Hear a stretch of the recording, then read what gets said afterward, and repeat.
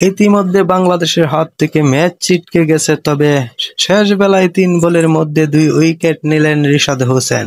বাংলাদেশের জন্য বড় দুঃসংবাদ হয়ে এসেছে নুরুল হাসান সোহানের ইনজুরি। পানির বিরতির ঠিক পরেই তাকে হঠাৎ করে গোড়ালির চোটে মাটিতে লুটিয়ে পড়তে দেখা যায়। ব্যথায় কাতরাতে থাকা সোহানকে ফিজিও ওবায়দুল ইসলাম প্রাথমিক চিকিৎসা দিলেও লাভ হয়নি। শেষ পর্যন্ত তাকে ট্রেজারে করে মাঠের বাইরে নিয়ে যাওয়া হয়। সোহানের ইনজুরির হতাশার মধ্যে ফিল্ডিংয়ে বারবার ব্যর্থ হচ্ছে বাংলাদেশ মিস করল তৃতীয় ক্যাচ।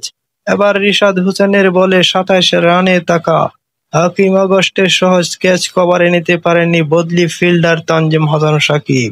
জীবন পেয়েই পরের ২ বলে টানা ২টি ছক্কা হাঁকিয়ে সেই বুলের চড়া মাশুল আদায় করে নেন অগাস্ট।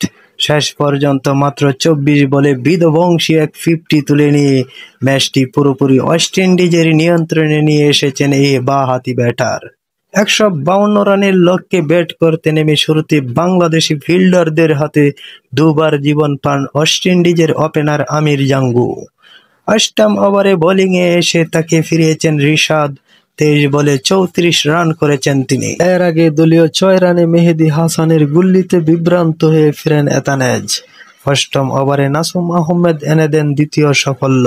বড় শট খেলতে গিয়ে তার সোজা ডেলিভারিতে বোল্ড হন ব্র্যান্ড কিং। ৮ম ওভারের শেষে ৩ উইকেট হারিয়ে ৫৫ রান ওয়েস্ট ইন্ডিজের। নির্ধারিত ২০ ওভারে ৯ উইকেট হারিয়ে ১৫১ রান সংগ্রহ করেছে লিটন দাসের দল।